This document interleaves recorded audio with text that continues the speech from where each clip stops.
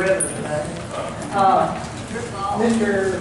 Smith, Mr. Mike Smith is president of the McGehee Bank, and he's also president of the McGehee Industrial Foundation, who funds the museum.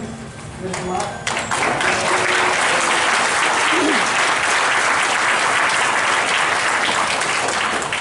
Greetings, everyone. Glad you're here. What a wonderful crowd. I wasn't expecting this. Y'all got 3 bus loads plus cars and a whole bunch of other folks coming. How wonderful. How wonderful. Welcome to McGehee. I see a lot of faces I recognize, but I see a lot that I don't. We're glad that you're here. Other than the weather, I hope that you find our hospitality satisfactory. So thank you for coming. We appreciate it. I touched on this the last time I think I talked, and you might be wondering why an industrial foundation would be taking on a project of a museum. You would think that we'd be out recruiting economic development and industry and everything else coming into town. And when the organizers of the museum approached the foundation board and me about supplying funds for operation and overhead and salaries and everything else, I have to admit I was a little skeptical because it's going to take a lot of money to run this show, run this museum. But I agree. I thought it was a good idea. And usually it's things that I learned in my life, when you do a good deed for someone or something, usually something good in return comes. And I just can't tell you the economic benefits of tourism and people coming to this town. Susan's got the numbers to tell you. It's just been a tremendous benefit for this town, and we're so proud. The foundation is so proud to be able to sponsor the museum with its operation and its upkeep and its overhead, and it's been a win-win situation for the city of McGehee. At this time, I want to thank a couple of people that normally don't get thanked.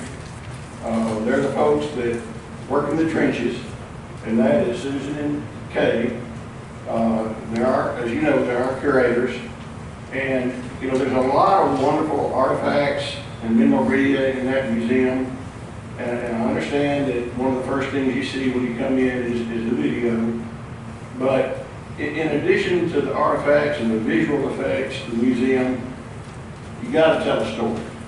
You have to hear it in addition to seeing it. And Susan and Kay do such a wonderful job. You can tell when you're going through the museum with them, their heart is in it. And I just want to give them a little round of applause.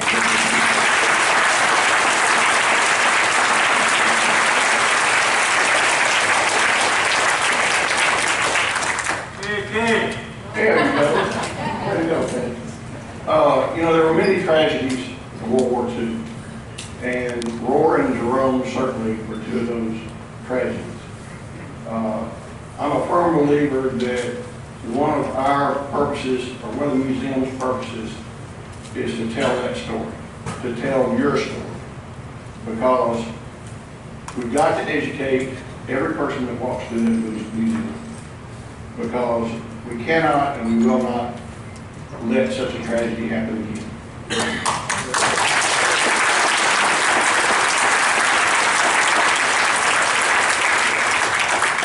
This time I want to bring someone to the podium who probably needs no introduction. Jeff was one of the original organizers, along with former Mayor Jack May, along with others. I'm not going to mention any more names because I'll get in trouble. I'm not mentioning them.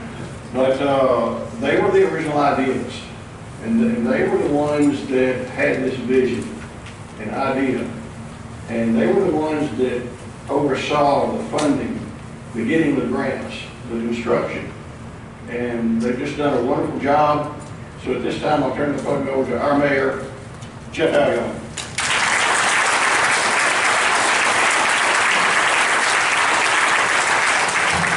Good afternoon. Welcome to McGehee. Who's glad that we moved it to this spot?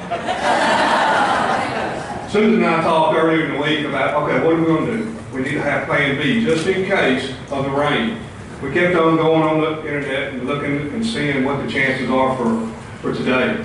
Kept on saying 90%. I said, Susan, let's just wait another day or so. Maybe it'll go down. Well, it went up to 100%. So that didn't work. So we made the call Tuesday, I think, and it was a good call. And hopefully we don't get the real severe thunderstorms or the tornadoes that they're predicting to come to McGehee. But I know y'all have a full day planned. I think y'all left Little Rock early this morning and went to out to Roar to the cemetery. I hate that it was rainy and muddy out there, so you really couldn't get the full effect of enjoying all the kiosks out there and walking around the grounds. And then you came here to the museum, and then I hear that you're going to Jerome after this. After that, you're going to experience one of our finer restaurants in McGehee.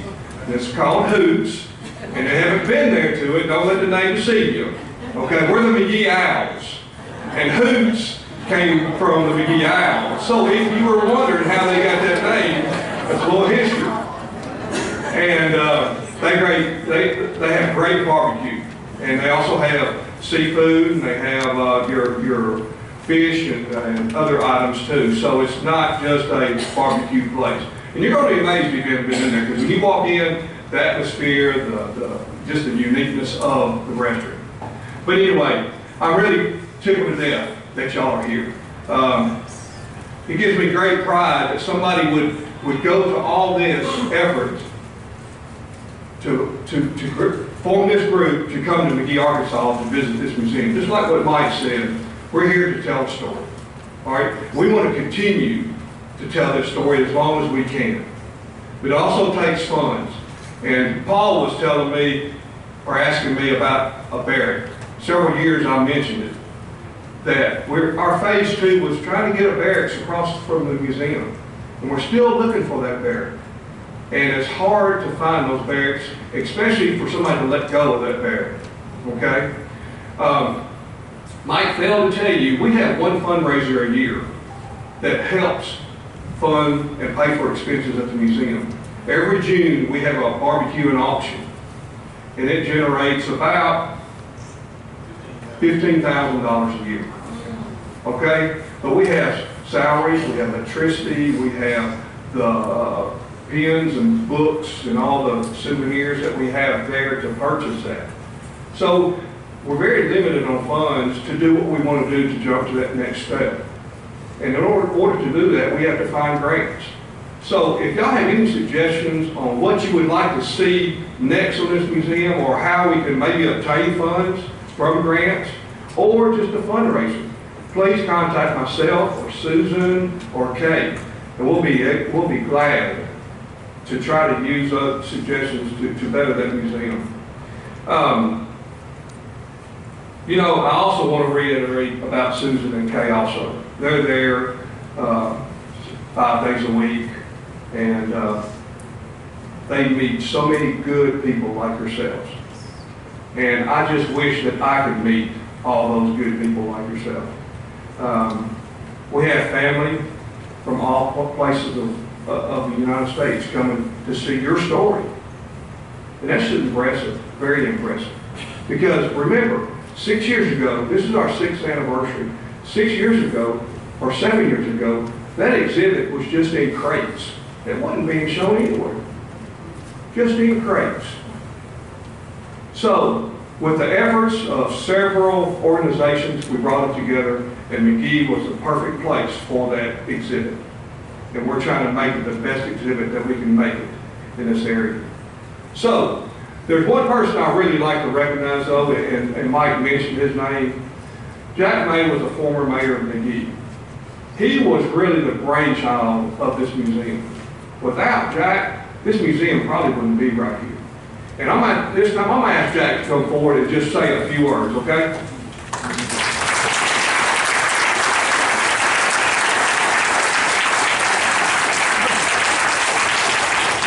The reason you don't see his name on this program is because he was supposed to be out of town, and the other day his plans got changed, so he's able to make it. Jack?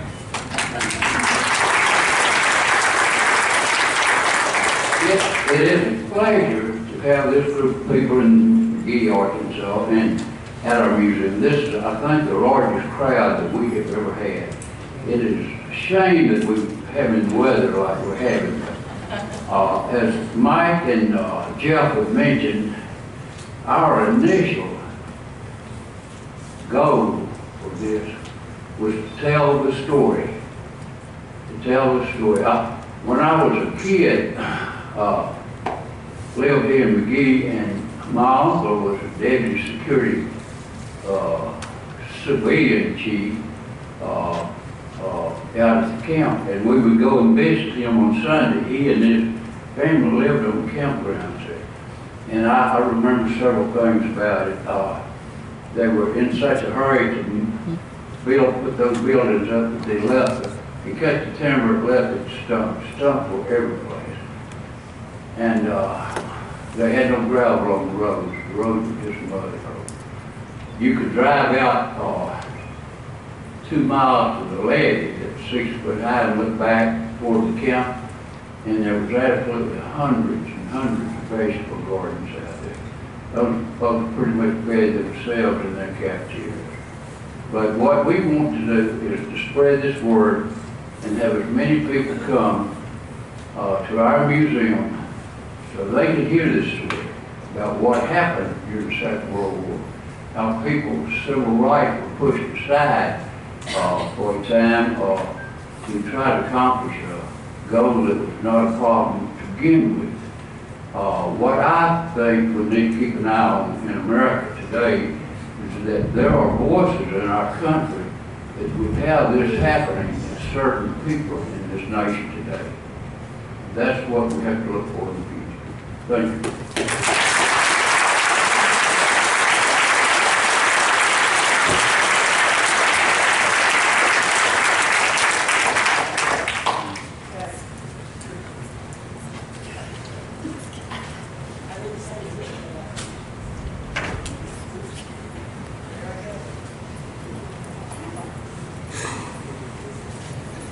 Very, very short. I just want to tell all of you, thank you so much for coming. And certainly for me, though, we've done this humongous amount of work to do this. And we thank you all. This is a job that I have had that I absolutely love because I get the nicest people in the whole world. Thank you.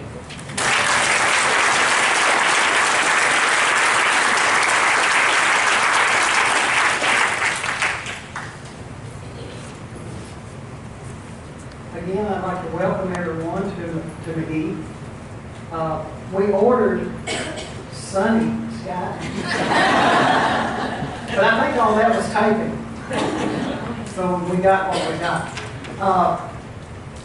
It's been an honor to me to work at the museum for these short 6 years and to learn what I have learned and am still learning. It's amazing to me to not have known anything about internment and what I am learning. And it's just the people that we meet, some of the most humble people I have ever met in my life. And through yesterday, our counts were 14,665.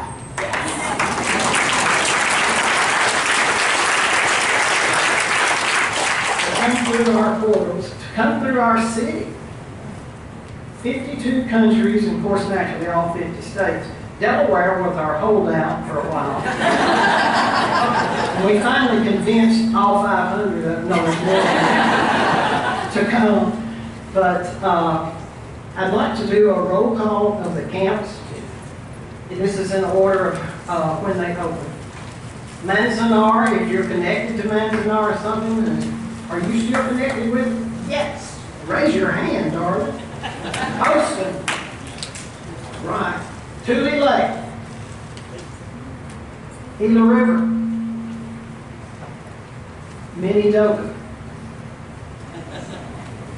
Hart Mountain. Okay. Amache. Topaz. Rower. Richard Yachty, you didn't raise your hand. And Jerome. It's, it's just truly, I can't say enough about it. And if you didn't get a program earlier, I've got some more if you need one or two or three. At this time, I want to recognize Miss Abby Barnett. She's with Arkansas Cemeteries to tell her little story.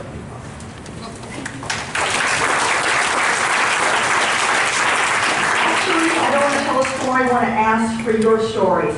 I'm writing a book on Arkansas cemeteries and tombstones, the most unusual cemeteries and tombstones found in the state, and of course the Rower Cemetery has to be included. If any of you have a story, a memory, something handed down in your family, anything at all that's personal about this place, I would like to talk to you for my project. I will be here after the presentations, and I can get your contact information and do a phone interview with you when you get home, or you could take my contact information and be in touch if you have a story. Thank you so much for any help you can give me.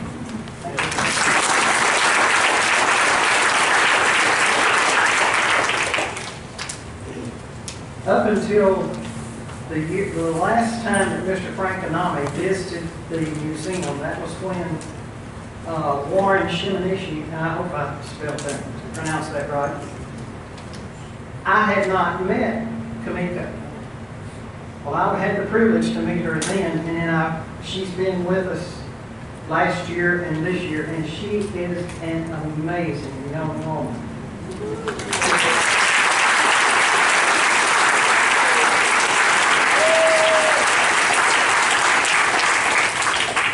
She can pull it out of a hat.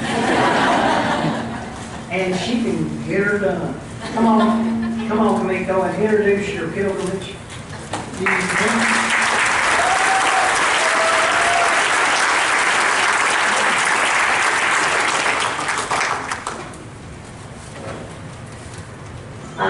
You all know me. I don't think I need to say anything. Aren't you tired of listening to me talk the past 3 days? I know I'm tired of hearing myself talk.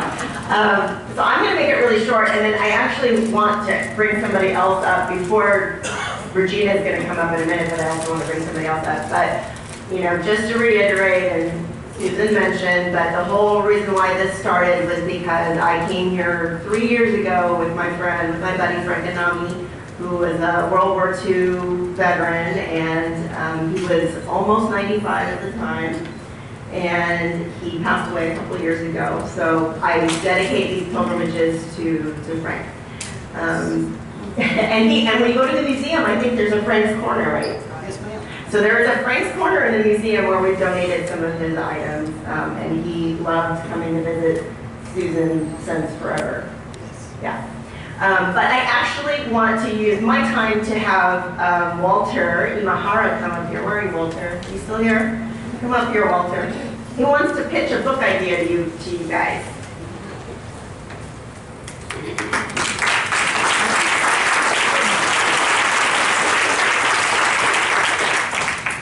Hi, y'all. Okay. I'm from Baton Rouge, Louisiana. Okay, but let's go back about 80 years ago. I was here at the camp here, Jerome Roar. Well, my parents are from Sacramento. They lost their farm in Florida. Okay, and when the war was over, they chose not to go back to California. Where we went to Louisiana because he had 8 children. Okay, and at this time of our life, there's only just a handful remaining here in Louisiana, but we stayed there. Okay, today I have three other siblings with me from Louisiana visiting. Okay. But why am I here today speaking? Because I went with Susan and Kamiko. I said, I'd like to write a book. Okay, I don't know anything about writing a book, but sometimes before the end of the tour, you will be given a little handout like this, and it gives you information, because I like for you to respond by sending me a remembrance of Jerome and Roar. It could be, we have a sample page in the back It's a small story, and you can use that as a sample. Okay, and we'd like to write a book on this, and I can't wait too much longer. So I have the help of Kamiko and Warren, who is in the San Jose area, and other folks to send me some information. Okay, so I want you to do that for me, and if you do, I'll send you a book when it's finished. And I'd like to remind you that we've been coming here every year since it opened, because we're only about 4 hours away.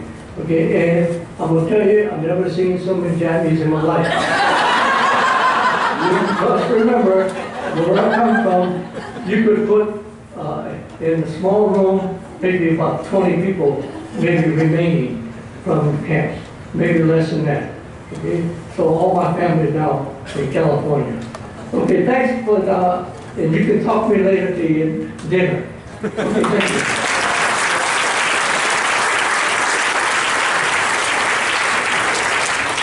Okay, and now for the fabulous Regina H. Boone.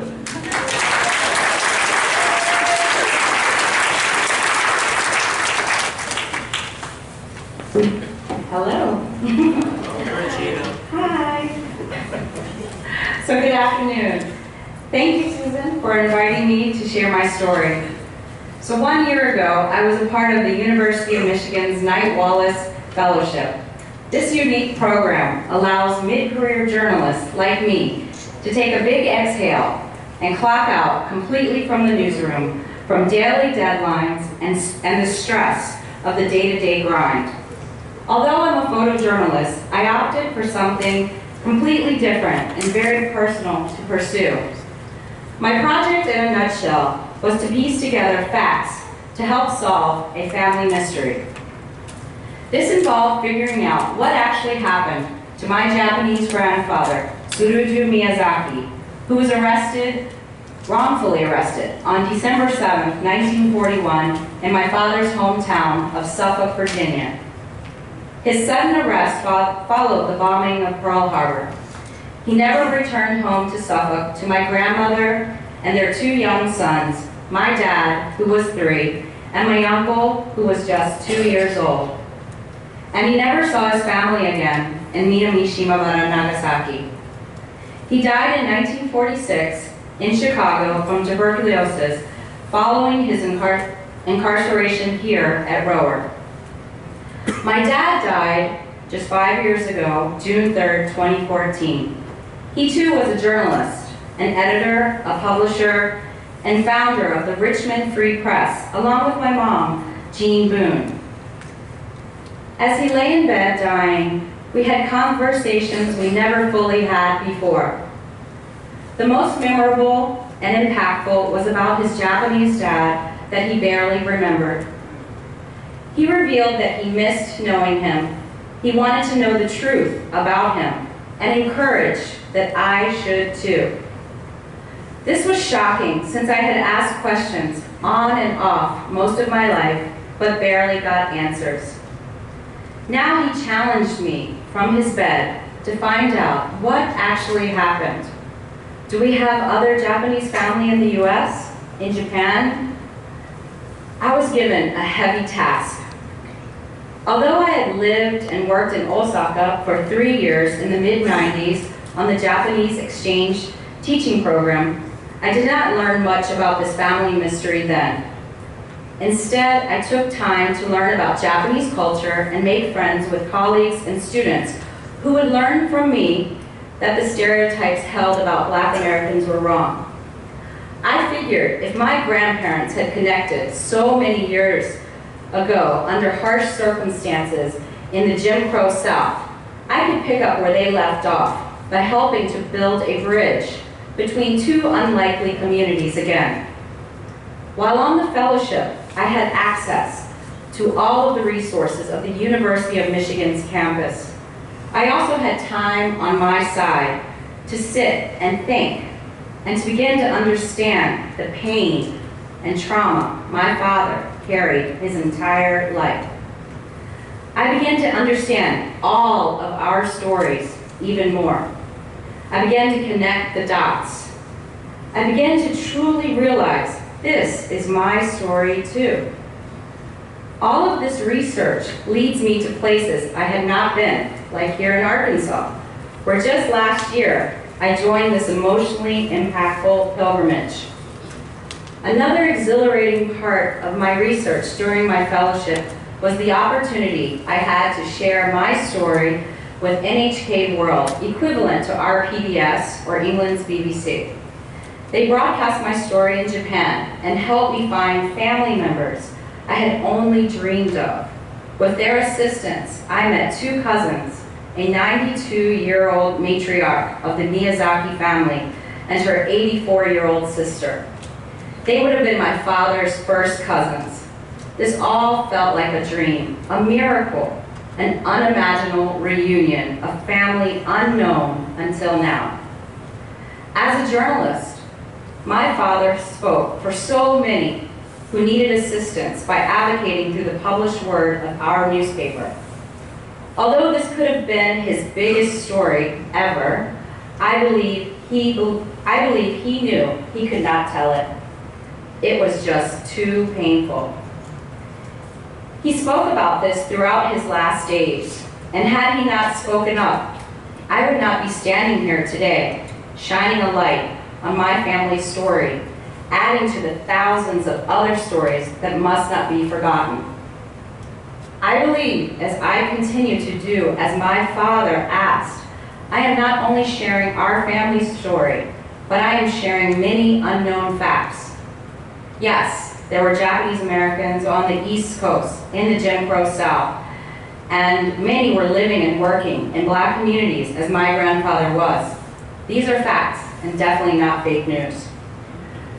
My father probably never imagined I'd find as much as I have unearthed in this past year.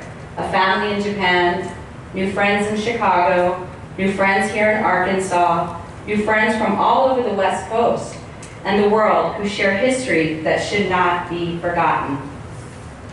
I have opened a door to a world I am now a part of.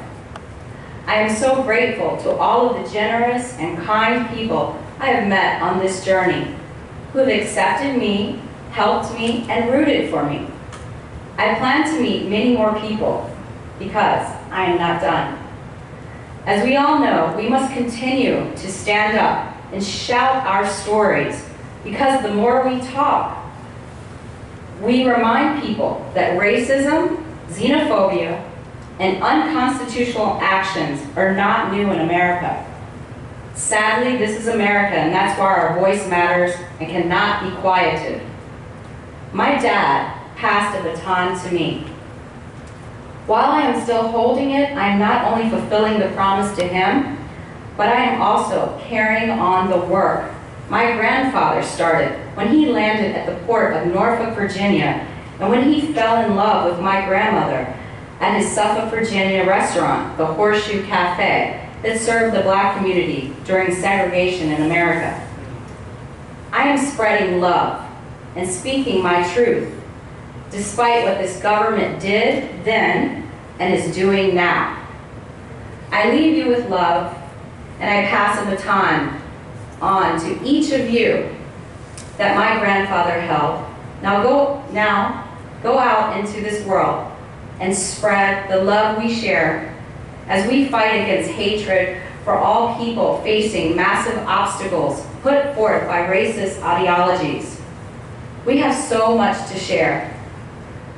I will continue to do my part, to stand up, to speak out, and one way I'm doing this is by writing a book about this story that will continue to spread our history and make younger generations realize how we are all interconnected and how powerful one's narrative is and how it impacts a community. Thank you.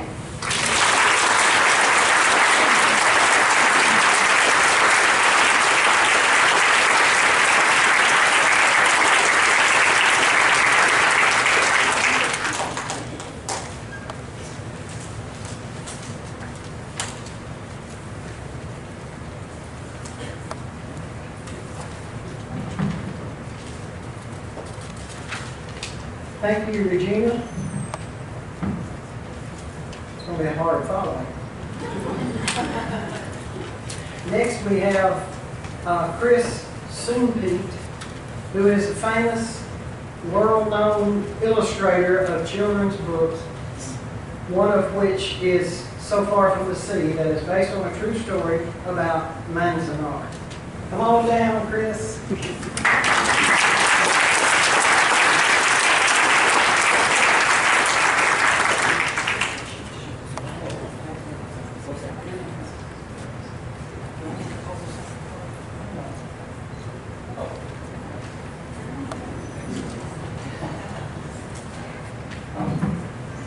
Well, thank you so much. My name is Chris Darnell. First of all, it's an honor and a privilege to be here. Thank you for inviting me to speak. I live in New York City with my wife, who's an author, and my 2 wonderful children. But I'm originally from South Korea. When I was 6 years old, unfortunately, both of my parents had passed away in South Korea. But I was very lucky because there was an American family that wanted to adopt us. I was 8, my sister was 12. We got on the airplane from South Korea. We went all the way to Hawaii to live with my new American family. And so I was very blessed in that way. For the past 20 years, I've been writing and illustrating children's books. I graduated from Pratt Institute in 1992 with a bachelor's degree in art education and fine arts. Right after I graduated, I started my first book, Around Town. Now, what I like to do as a realistic... Susan, you're not doing your job.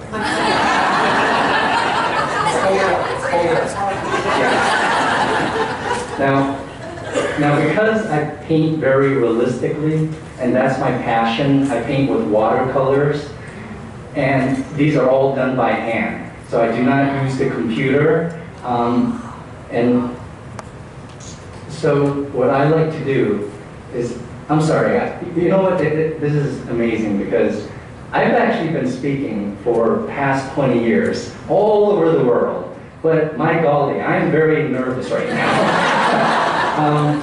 So again, thank you so much for having me. So what I like to do is I like to use real life people as models in my books. So once I start a book, I hire real kids and people to come over to my studio in New York City and I photograph them. Back then I used to use film, now we use digital cameras. It's approximately about 5,000 digital pictures I take per book. Now, everything is done by hand with watercolors, and again, that is my passion.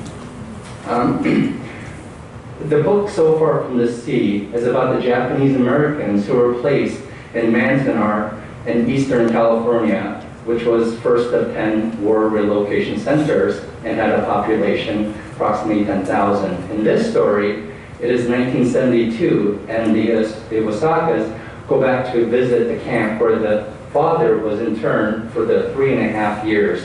The Iwasaka family is a fictional, but there are thousands of American citizens of Japanese ancestries with the same kind of memories. Manzanar was closed in 1945 and its buildings were sold at the auction. The area where the camp stood is now a National Historical Site. The small cemetery is still there.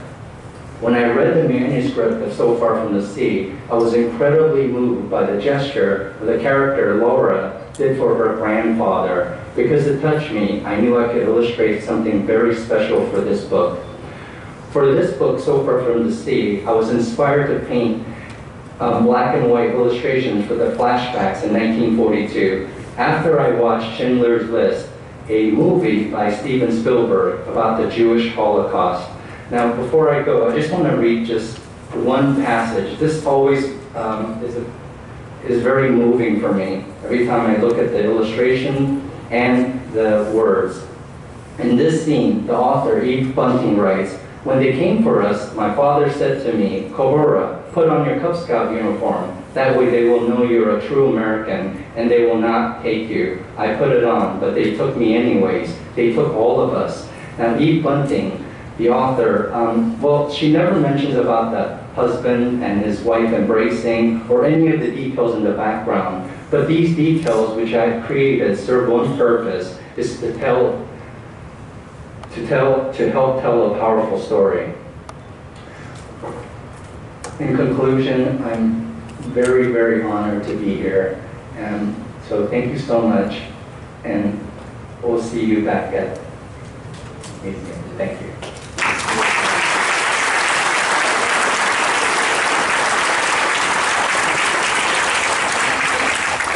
This doesn't have to be afraid. We won't fight.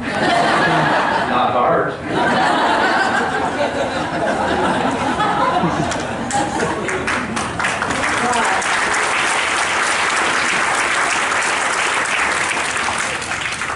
And now, without further ado, Miss Nancy Chikara-Ishii.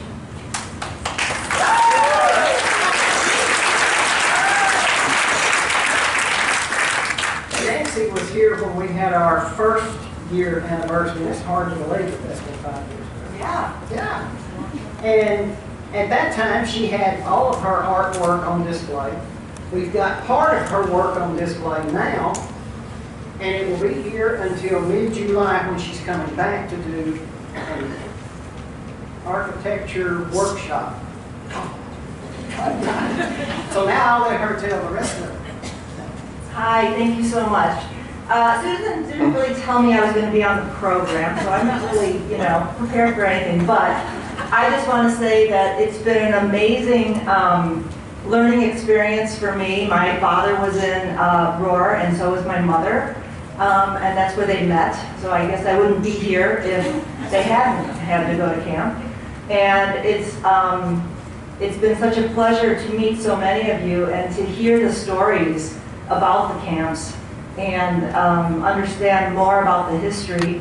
I guess I would say that, we all have our own way of coming to terms with it or dealing with that idea.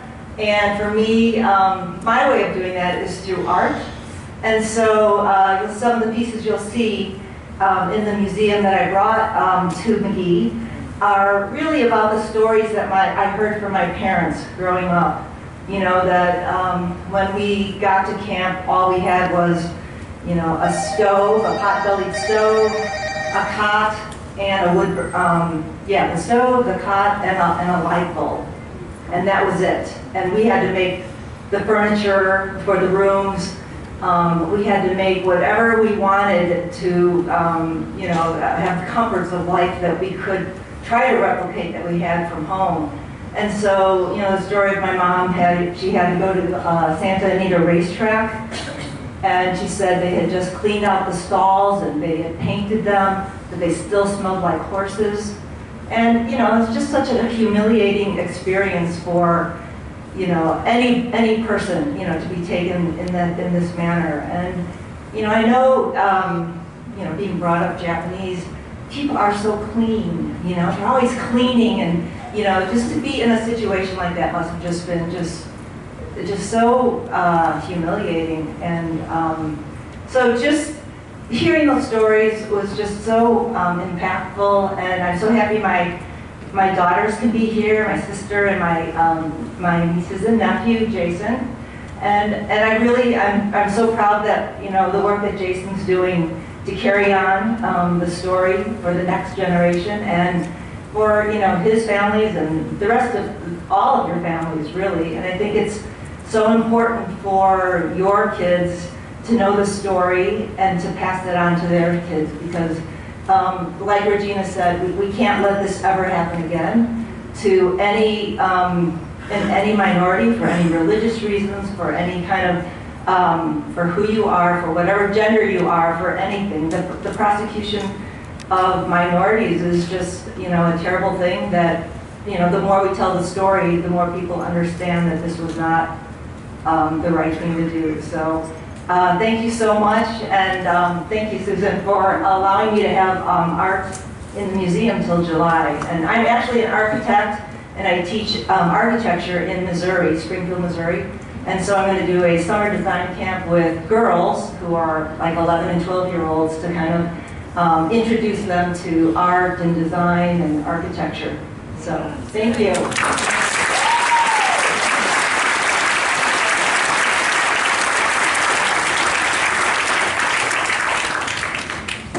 Also, I have a gentleman in the back, Chris Garrett, is with Southeast, hometown Southeast Arkansas. It's a Channel Vision, Cable Vision, I'll get it right in a minute. He does a show on Wednesday evening and Sunday evening. So Chris, thank you for being here. And I want to close with, it's in your program, but I like to read it also. This was given to me several years ago. I saw an expert skater once performing on the ice, and I wondered how she learned to glide so gracefully. She was asked how she got her skill. She began to frown and then smiling said, "Well, I got up when I fell down. I knew a man whose riches were untold. I marveled at his mighty nerve in taking chances bold. Once he was asked, 'What is the secret to your success?' And his answer was, 'Get up when you fall down.' I heard a speaker of great renown, who with his ringing voice could bring cheers, and then in soft tones bring a flood of tears. This great orator was asked, 'What is your secret?' And he said, 'I got up when I fell down.' He is a genius, is a phrase you often read and hear. It means a person who plugs along with nerve to persevere. You may be awkward at the start and act just like a clown, but if you want to win in life's race, get up when you fall in." We'd like to thank you very much.